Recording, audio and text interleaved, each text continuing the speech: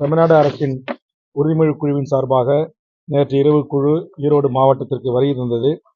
நம்முடைய மாவட்ட ஆட்சித்தலைவர் அவர்கள் குழுவை வரவேற்று மாவட்ட காவல் கண்காணிப்பாளர், டிஆர்ஓ மற்றும் கூடுதல் ஆட்சியர்கள் உள்ளிட்ட அரசு அலுவல் பெருமக்கள் இன்று காலை குழு ஆய்வு எங்கெங்கெல்லாம் செய்ய வேண்டும் என்பது பயணத்தை திட்டமிட்டு காலை நம்முடைய மாவட்ட தீயணைப்பு தலைமை அலுவலரோடு ஈரோடு தீயணைப்பு நிலையத்தை குழு சென்று பார்வையிட்டது.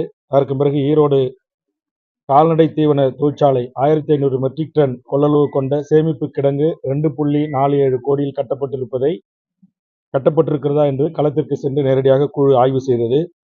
அதேபோன்று சோலார் பகுதியில் அமைக்கப்பட்டு வருகின்ற 63 கோடி ரூபாயில் நடைபெற்று வருகின்ற பேருந்து நிலையம் கட்டுமான பணிகளை குழு நேரடியாக சென்று ஆய்வு செய்து வருகை தந்தது. அடுத்து மொடக்குறிச்சி அரசு ஆரம்ப சுகாதார நிலையத்தை அரசு தாலுகா தலைமை மருத்துவமனையாக தரம் உயர்த்துவதை குறித்து அந்த உறுதிமொழியை குறித்து நேரடியாக சென்று குழு ஆய்வு செய்தது. அதற்கு பிறகு பெருந்துறை அரசு மருத்துவக் கல்லூரிக்கு சென்று அந்த மருத்துவக் கல்லூரியை குழு ஆய்வு செய்து அங்கு சிறப்பு மருத்துவர்கள், நரம்பியல் மற்றும் கார்டியாலஜி போன்ற சிறப்பு மருத்துவர்கள் நியமனம் செய்யப்பட வேண்டியது அவசியம் குறித்து குழு ஆய்வு செய்தது.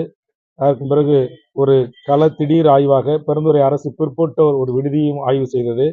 அதற்கு பிறகு பெருந்துறை ஷிப்காட் வளாகத்திற்கு சென்று குழு அங்கு ஆய்வு செய்து அங்கு தாட்கோவின் மூலமாக 16 கோடி ரூபாயில் கட்டப்பட்டு மக்கள் பயன்பாட்டுக்கு படாமல் இருக்கின்ற கட்டிடங்களை எவ்வாறு அரசு அதை நடைமுறைக்கு கொண்டு வரலாம் என்பது குறித்து குழு நேரடியாக ஆய்வும், அங்கு இருக்கின்ற தனியார் தொழிற்சாலைகள், கெமிக்கல் இண்டஸ்ட்ரீஸ் மற்றும் ஜவுளி பூங்கா அல்லது இதர தோல் தொழிற்சாலைகளில் இருந்து வெளியேற்றப்படுகின்ற கழிவுகளால் மக்களுக்கு ஏற்படுகின்ற பாதிப்புகளை கொடுத்து பொதுமக்களிடம் வரப்பட்ட மனுக்களின் அடிப்படையில் மாவட்ட ஆட்சித்தலைவரோடு கள ஆய்வு செய்து அங்கு அந்த ஓடையில் ஓடிய நீரின் தன்மையும் குழு கண்டு அங்கு சம்பந்தப்பட்ட உயர் அதிகாரிகள் அழைத்து உரிய அறிவுரைகளை குழு வழங்கியிருக்கிறது. மேலும் 10.53 கோடி ரூபாயில் மஞ்சள் வணிக வளாகம் கட்டப்பட்டு பாதுகாக்கப்பட்டு மஞ்சள் வைக்கப்பட்டிருக்கிறதா என்பதை ஆய்வு செய்தது. அங்கு மஞ்சள் வணிக வளாகம் கட்டப்பட்டு 60,000 மூட்டைகள் தற்போது மழையில் நனையாமல் பாதுகாப்பாக வைக்கப்பட்டிருப்பதை குழு ஆய்வு செய்தது. இந்த அடிப்படையில் இந்த மாவட்டத்தில் ஏற்கனவே பேரவைக்கு அளிக்கப்பட்டு ஆய்வுக்கு எடுத்துக் கொள்ளப்பட்ட 99 உறுதிமொழிகளில் 37 உறுதிமொழிகள் முற்றுமுதலுமாக நிறைவேற்றப்பட்டு தற்போது உறுதிமொழி பட்டியலிலிருந்து இந்த குழு அவற்றை நீக்கம் செய்திருக்கிறது. அதிலே படித்து பதிவு செய்யப்பட்ட உறுதிமொழிகள் 5, நிலுவையில் வைக்கப்பட்ட உறுதிமொழிகள் 57. மேலும் 2021 புதிதாக பேரவைக்கு அளிக்கப்பட்ட உறுதிமொழிகள் 36, அதில் 13 உறுதிமொழிகள் நிறைவேற்றப்பட்டிருக்கின்றன. நிலுவையில் வைக்கப்பட்ட உறுதிமொழிகள் 23. ஆக இந்த அளவில் குழு இந்த மாவட்டத்தினுடைய ஆய்வு பயணத்தை நிறைவு செய்திருக்கிறது.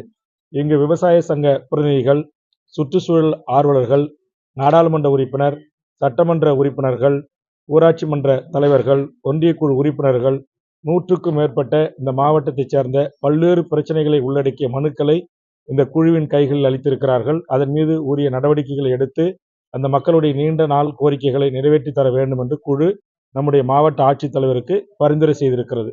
இந்த அளவில் இந்த ஆய்வு பயணத்தை தமிழ்நாடு அரசு உறுதிமொழி குழு நிறைவு செய்திருக்கிறது. இந்த குழுவினுடைய வேலை என்பது எனதருமை மூத்த பத்திரிகை நண்பர்களுக்கு நன்கு தெரியும் என்று கருதுகிறேன். பேரவையில் மாண்புமிகு தமிழ்நாடு முதலமைச்சர், அமைச்சர் பெருமக்கள் தங்கள் மானிய கோரிக்கையின் போது அறிவிப்பு செய்கின்ற அறிவிப்புகளை உறுதிமொழியாகவும், மாண்புமிகு சட்டமன்ற உறுப்பினர்கள் கேள்வி நேரத்தின் போது எழுப்பப்படுகின்ற கேள்விக்கு மாண்புமிகு அமைச்சர், முதலமைச்சர் தருகின்ற உறுதிமொழிகளையும், மாண்புமிகு முதலமைச்சர், அமைச்சர்கள் அறிவிப்புகள் 1 டன்னில் அறிவிக்கின்ற அறிவிப்புகளையும் உறுதிமொழியாக எடுத்துக்கொண்டு மாவட்ட வாரியாக ஆய்வு செய்து அப்படி அறிவிக்கப்பட்ட அறிவிப்புகள், உறுதிமொழிகளை அந்தந்த துறையினுடைய துறை தலைவர்கள் என்று சொல்லக்கூடிய மாவட்ட அளவிலான அதிகாரிகள் நிறைவேற்றியிருக்கிறார்களா என்பதை ஆய்வு செய்வதும், அதுபோன்று மாநில அளவில் கூடுதல் தலைமைச் செயலாளர், துறை செயலாளர்கள், துறை தலைவர்கள் உள்ளிட்ட உயர் அதிகாரி பெருமக்களை அழைத்து அதை நிறைவேற்றுவதற்கு உரிய அரசாணை வெளியிடப்பட்டிருக்கிறதா, நிதி ஒதுக்கப்பட்டிருக்கிறதா என்பதையெல்லாம் ஆய்வு செய்து விரைந்து இந்த பணிகளை எல்லாம் மக்களுடைய பயன்பாட்டிற்கு சட்டப்பேரவையில் முதலமைச்சர், அமைச்சர் பெருமக்களுடைய அறிவிப்புகளை நிறைவேற்றுகின்ற அந்த வேலையை செய்வதுதான் இந்த குழுவினுடைய வேலை. அந்த வேலையை தான் குழு இன்றைக்கு உங்களுடைய ஈரோடு மாவட்டத்திற்கு வருகை தந்து செய்திருக்கிறது என்பதை எனது அருமை பத்திரிகை ஊடக நண்பர்களுக்கு அன்போடு தெரிவித்துக் கொள்கிறேன். அதிமுக ஆட்சியில கொண்டு வரப்பட்ட அடிப்படையான திட்ட பணிகள் இன்னைக்கு இந்த ஆய்வுக்குழு ஆய்வு செஞ்சதா, எந்த அளவுக்கு அந்த பணிகள் நடைபெற்றிருக்கு, விவசாயிகளுடைய கடுமையான எதிர்பார்ப்புக்குள்ளா இருக்கக்கூடிய அந்த திட்டமானது எந்த அளவுல செயல்பாட்டில் இருக்கு? அத்திக்கடவு அவிநாசி குறித்தான உறுதிமொழி எங்களுக்கு இல்லை. அது தொகுதி உறுப்பினர், நாடாளுமன்ற உறுப்பினர்கிட்ட நீங்க தனியா ஒரு கேள்வி எழுப்புங்க. உறுதிமொழி இன்னைக்கு நடந்த ஆந்திர சிப்காட்ல நீங்க நேரடியா நீங்க வந்து ஆஹ், அதுக்கு குழு நம்முடைய மாவட்ட ஆட்சித்தலைவர் அவர்கள் மூலமாக ஒரு மூத்த நேர்மையான இங்க இருக்கிற ஐஏஎஸ் அதிகாரிகளை கொண்டு ஒரு குழு உடனடியாக அமைக்கப்பட்டு அந்த குழு மேற்படி எந்த ஆலைகளில் இருந்து கழிவுநீர் வெளியேறுகிறதோ, ஆற்றிலோ ஏரி குளங்கள் குட்டைகள் ஓடைகளில் கலக்க விடுகின்றார்களோ அதை இனங்கண்டு அந்த ஆலைகள் மீது உரிய நடவடிக்கைகளை எடுக்க வேண்டும் என்பதற்காக குழு மாவட்ட ஆட்சித்தலைவர் மூலமாக ஒரு குழு ஒன்றை உருவாக்க குழு பணிந்திருக்கிறது. மாவட்ட ஆட்சித்தலைவரும் நம்முடைய கமிஷனர் மற்றும் நம்முடைய கூடுதல் அடிஷனல் கலெக்டர் அவர்கள் இருவர் கொண்ட இரு பகுதிகளுக்கான உரிமொழிகள் இந்த சுற்றுச்சூழல் காற்றின் மாசு குறித்து இருக்கிறது. ஏற்கனவே நம்முடைய மாவட்ட ஆட்சித்தலைவர் குழு பரிந்துரைப்பதற்கு முன்பாகவே சில குழுக்களை அமைத்து உரிய நடவடிக்கைகளை சில நிறுவனங்கள் மீது எடுக்க சம்பந்தப்பட்ட துறைக்கு வலியுறுத்தியிருக்கிறார். அப்படி நடவடிக்கை எடுக்கப்பட்டிருக்கிறது. இருந்தாலும் மீண்டும் மீண்டும் நாங்கள் தொலைக்காட்சிகளே பத்திரிகையில செய்திகளை இந்த ஈரோடு மாவட்டம் நொய்யலாறு பாழா போயிருக்கிறது, மிக மோசமா மாசடைந்திருக்கிறது. இங்க டிடிஎஸ்னுடைய அளவு பல ஏரி ஆறுகளில் தண்ணீர் எடுத்து சோதிக்கின்ற போது 15,000 20,000 எல்லாம் இருப்பது 7,000 வரையில் இருப்பதாகவே துறையினுடைய அலுவல் பெருமக்களை தெரிவித்து அதை நாங்கள் சரி செய்கிறோம் என்று சொல்லியிருக்கிறார்கள். ஆக இனி வரும் காலங்களில் அது போன்ற பாதிப்பு மக்களை ஏற்படுத்தக்கூடாது. இங்க மக்களுக்கு மலட்டுத்தன்மை ஏற்படுத்துவது, இங்கு கேன்சர் போன்ற கொடிய நோய்கள் ஏற்படுகின்ற பேராபத்து இருக்கிறது. இங்க கேன்சர் இருப்பதையும் மக்கள் பிரதிநிதிகள் உறுதி செய்கிறார்கள். அதனால் இவற்றை எல்லாம் ஒரு முறைப்படுத்துவதற்கு, ஒழுங்குபடுத்துவதற்கு, மட்டுப்படுத்துவதற்கு தொடர்ச்சி இது போன்ற மோசமான சாய கழிவுகளை மாசு ஏற்படுத்துகின்ற நீரை வெளியேற்றுகிற நிறுவனங்கள் மீது உரிய நடவடிக்கை எடுக்க வேண்டும் என்று குழு சம்பந்தப்பட்ட மாசு கட்டுப்பாட்டு வாரிய அலுவலர்களுக்கும் பிஇஓ ஷிப்காட் அவர்களுக்கும் உரிய அறிவுரைகளை குழு வழங்கியிருக்கிறது. தேவைப்பட்டால் குழு துறையினுடைய செயலாளர், இந்த மாசு கட்டுப்பாடு வாரியத்தினுடைய chairperson, member secretary, chief engineer உள்ளிட்டவர்களையும் அழைத்து உரிய பரிந்துரைகளை குழு வழங்கும் என்று குழு பரிந்துரை செய்திருக்கிறது. பிறகு தாட்கோவினுடைய அந்த கிளை மேலாளர் குழு இப்படி ஆய்வு செய்திருக்கிறது, சில பரிந்துரைகளை வழங்கியிருக்கிறது என்று அங்குடைய இயக்குனர் அவர்களுக்கு தெரிவித்திருக்கிறாங்க.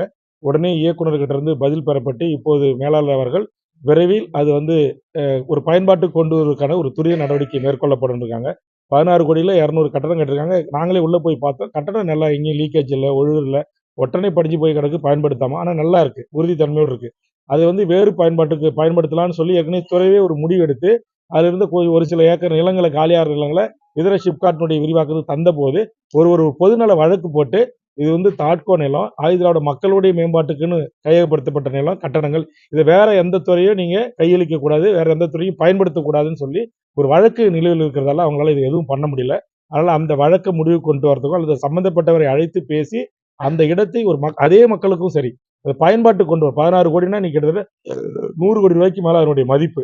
ஆக அப்படிப்பட்ட அந்த இடத்தை ஏதாவது ஒரு துறையின் கீழ் அதை நம்ம பயன்பாட்டுக்கு கொண்டு வந்து அந்த மக்களுக்கு நன்மை அளிக்கக்கூடிய வேலைகளை செய்யணும் அப்படின்னு சொல்லி குழு தாட்கோனுடைய மேலாண்மை இயக்குநருக்கும் ஆயுதிராவிடர் துறை செயலாளருக்கும் அரசுக்கும் குழு பரிந்துரை செய்திருக்கிறது.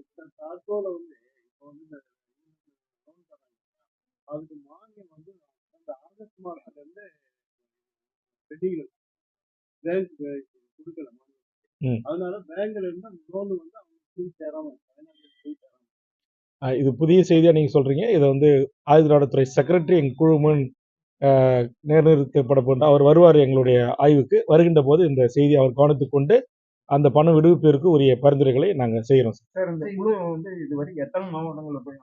22 மாவட்டங்கள்ல குழு தன்னுடைய ஆய்வு பயணத்தை இன்றையோட முடிவு செய்கிறது. நாளைக்கே நாமக்கல் மாவட்டத்தில் காலை ஆய்வை தொடங்க இருக்கிறோம். இன்றைக்கு கள ஆய்வின் போதும் சரி, கூட்டத்தின் போதும் சரி, குறைபாடுகள் என்று எதுவும் இல்லை. இந்த ஒரே ஒரு ஷிப்காட்டை ஒட்டி இருக்கிற இந்த மாசு பிரச்சனைகள் தான். நாடாளுமன்ற உறுப்பினர், சட்டமன்ற உறுப்பினர், பஞ்சாயத்து தலைவர்கள், குழு உறுப்பினர்கள், 160 நாட்களுக்கு மேலாக போராடுகின்ற மக்கள், இந்த மாவட்டத்தில் இருக்கிற அனைத்து மக்களுடைய ஒரு ஒற்றை கோரிக்கை என்ன அப்படின்னா, இந்த மாசு இல்லாத ஒரு ஈரோடாக எங்களை பாதுகாருங்க, எங்களுடைய ஆறு குளம் எல்லாம் பாழ் போகுது, சில கம்பெனிகள் திரும்ப திரும்ப விட்டுடுறாங்க அப்படின்னு. இப்போ குழு போர்க்கால அடிப்படையில் அந்த தண்ணி, அந்த கண்டென்ட் உள்ள நிலத்தடி நீரை மாசுபடுத்தக்கூடிய ஆற்று நீரில் கலங்கத்தை ஏற்படுத்துகிற அந்த நீரை வேகமாக வெளியேற்றி டேங்கர் லாரிகள் மூலமாக அது மறுசுழற்சிக்கு உட்படுத்த வேண்டும் குழு உத்தரவிட்டு, அப்படி பண்றதை புகைப்படம் எடுத்து நாளை காலை நாமக்கலுடைய மாவட்ட ஆட்சித்தலைவர் கூட்டம் நடைபெறுகின்ற போது சம்பந்தப்பட்ட ஷிப்காட் திட்ட இயக்குனர், புகைப்படத்துடன் கூடிய ஆதாரத்தோடு நிரூபிக்க வேண்டும் என்று குழு அவருக்கு உத்தரவிட்டிருக்கிறது. மற்றபடி நம்முடைய மாவட்ட ஆட்சித்தலைவர் காலையிலிருந்து நேற்றிலிருந்தும் எங்களோடு மிக சுறுசுறுப்பாக நாங்கள் எங்கெல்லாம் பார்க்க வேண்டும் என்று சொன்னோமோ, எதையெல்லாம் சர்ப்ரைஸ் விசிட்டாக அழைத்து செல்ல வேண்டும் என்று சொன்னோமோ அவற்றை அனைத்தையும் அழைத்து சென்று எங்களை காண்பித்திருக்கிறார். மற்றபடி இந்த மாவட்டத்தில் எந்த ஒரு சிறு குற்றம் கண்டுபிடித்து அதை களைவதற்கான நடவடிக்கை இந்த சுற்றுச்சூழல் மாசு கட்டுப்பாடு துறையை தவிர வேறு எதுவும் இந்த மாவட்டத்தில் இல்லை. மிகச்சிறப்பாக மாவட்ட ஆட்சித்தலைவர் தலைமையின் கீழ் இந்த மாவட்டம் நிர்வாகம் செயலாற்றி வருவதைத்தான் குழு அவருக்கு கூட்டத்தின் போது ஒரு பாராட்டுக்களையும் எங்களுடைய வாழ்த்துக்களையும் நாங்கள் தெரிவித்திருக்கிறோம். அந்த சுணக்கம் இருக்கு, அதை நம்முடைய கலெக்டர் வந்து அதை கண்டுபிடிச்சி அதன் மீது நடவடிக்கை எடுக்க சொல்லியிருக்காங்க. ரெண்டாவது, அவங்க தனியாருடைய காமன் ட்ரீட்மெண்ட் பிளான்ட்டை விட நம்முடைய அரசே வந்து சிப்காட் பெருந்துறை பகுதியில் ஒரு 40 கோடி ரூபாயில் ஒரு பிளான்ட் ஒன்று அமைக்கணும் அப்படின்னு ஒரு அரசுக்கு ஒரு முன்மொழிவு அளிக்கப்பட்டு அந்த முன்மொழிவை உடனடியாக நடைமுறைப்படுத்த வேண்டும் என்று இந்த குழு வந்து அரசுக்கு பரிந்துரை செய்திருக்கிறது. டீன், நம்முடைய இணை இயக்குனர் மருத்துவம் மற்றும் துணை இயக்குனர் இவர்கள் உள்ளடக்கிய இந்த குழு இங்க வந்து கர்ப்பப்பை பிரச்சனை இருக்குதா, கண் எரிச்சல் இருக்கிறதா, வாந்தி, பேய், மயக்கம் இது போன்ற இந்த சிப்காட்டில் ஏற்படுகின்ற இந்த ஆலை கழிவுகளால் அல்லது இதை இருக்கிற தோல் தொழிற்சாலைகள், லெதர் தொழிற்சாலைகள், ஜவுளி பூங்காக்கள் இதனால பாதிப்பு ஏற்படுதா, அப்போ எப்படிப்பட்ட அப்படின்றத அதை கண்டுபிடிப்பதற்கு சென்னையில் ஒரு ரிசர்ச் யூனிட் இருக்கு. அதுவும் இவர்களும் சேர்ந்து இது குறித்து ஒரு ஸ்டடி, ஒரு ரிப்போர்ட் ஒன்று குழுவுக்கு அளிக்கணும் 3 மாத காலத்திற்குள்ள அப்படின்னு சொல்லி சம்பந்தப்பட்ட அதிகாரிகளுக்கு குழு அறிவுறுத்திருக்கு. ஏன்னா இவங்க வெறுமனே வாயால சொல்றதை வச்சு ஒரு குழு ஃபைண்டிங் கொடுக்கறத விட மெடிக்கலா அமைச்சர் அதான் சொல்லியிருக்காரு, சம்பந்தப்பட்ட மருத்துவத்துறை கிட்ட இருந்து ஒரு ஆய்வுக்கு உட்படுத்தி வருங்காலங்களில் இது சீர் செய்யப்படும் சொல்லியிருக்காரு. அந்த உறுதிமொழியை பேஸ் பண்ணி சம்பந்தப்பட்ட துறைகளுக்கு நான் வந்து பரிந்துரை செய்திருக்கிறேன். பொதுவா எல்லாமே நோய், கண்ணெரிச்சல், கர்ப்பப்பை, மலட்டுத்தன்மை, பெண்களுக்கு ஏற்படுற பாதிப்பு, மாதவிடாய் காலங்கள் தள்ளி போகுது போன்ற எல்லா இனங்களிலும் என்ன பாதிப்பு இருக்கு அப்படின்றத ஒரு ஸ்டடி பண்ணி, ஆமா, அதை வந்து ஒரு ஸ்டடி பண்ணி ஒரு ரிப்போர்ட்டை வந்து நான் கேட்டிருக்கிறேன்.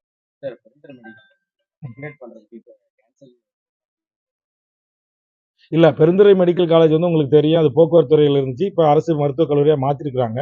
அதுக்கு வந்து மற்ற மருத்துவக் கல்லூரிக்கு நிகரான அனைத்து வசதிகளையும் அரசு ஏற்படுத்தி தரணும் அப்படின்னு சொல்லி குழு நாங்கள் பரிந்துரை பண்ணியிருக்கோம். குறிப்பா அங்க வந்து நரம்பியல் மருத்துவர்கள், கார்டியாலஜி மருத்துவர்கள் போன்ற அந்த பிஜி சூப்பர் ஸ்பெஷாலிட்டி மருத்துவர்களை உடனடியாக நியமனம் செய்யப்பட வேண்டும்னு கேட்டிருக்கிறோம். அதே மாதிரி சிடி ஸ்கேனு, எம்ஆர்ஐ அஷூரன்ஸு அதை குழு நேரடியாக போய் பார்த்தது. அது வந்து எம்ஆர்ஐயில் ஒரு நாளைக்கு 10லேருந்து 15 பேர் சிகிச்சைக்கு உட்படுத்தப்படுறாங்க. சிடி ஸ்கேனில் ஒரு நாளைக்கு 50லேருந்து 60 பேர் சிகிச்சை பெற்று வராங்க. 2 புது மிஷின்ஸு அங்கே அமைக்கப்பட்டிருக்கு. ஏற்கனவே சிடி ஸ்கேன் 2 முறை திருப்பூர்லேருந்து வந்ததும் மற்ற இடங்கள்லேருந்து வரப்பட்டதும் அது வந்து ரிப்பேர் ஆகி அது திருப்பி ஒப்பளிக்கப்பட்டு புதிய மிஷின்கள் தற்போது பயன்பாட்டில் இருக்குது. குழு நேரடியாக போய் ஆய்வு செய்து அதை உறுதி செய்திருக்கிறது. இது குழுனுடைய வேலை, அதை நாங்கள் செஞ்சுருக்கிறோம். அது சரியாக இருக்குது. ரெண்டாவது, டீன் கிட்டையும் நம்முடைய மாவட்ட ஆட்சித்தலைவர்கிட்டையும் நம்முடைய பேரூராட்சித்துறை இயக்குனர், நம்முடைய தொகுதி சட்டப்பேரவை உறுப்பினரையும் ஒரு டீமாக ஒரு நாள் அந்த மருத்துவ வளாகத்தை முழுவதும் ஒரு நீட் அண்ட் கிளீன் என்கிற அடிப்படையில் ஒரு மாஸ் கிளீனிங் பண்ணி அங்கே இருக்கிற புல், பூண்டு, செடி கிடி எல்லாத்தையும் அகற்றி நல்ல ஒரு பசுமையான ஒரு பசுமை காடுகள் போல் அங்கே மரம், செடி, கொடிகள், பூச்செடிகளை வளர்த்து பராமரிக்கணும். ஒரு அந்த இயற்கையுடன் கூடிய ஒரு சூழலாக அந்த மருத்துவ வளாகத்தை வைத்துக் கொள்ள வேண்டும் என்று டீனுக்கு குழு அறிவுறுத்திருக்கிறது. போதிய சப்போர்ட்ஸை நம்முடைய கலெக்டர், லோக்கல் எம்எல்ஏவும் நம்முடைய பேராட்சித்துறை இஓவும் செய்யணும் அப்படின்னு சொல்லி குழு வந்து ஒரு பரிந்துரையை கொடுத்துருக்கு. ஓகே சார், ரொம்ப நன்றி, ரொம்ப நன்றி, வணக்கம்.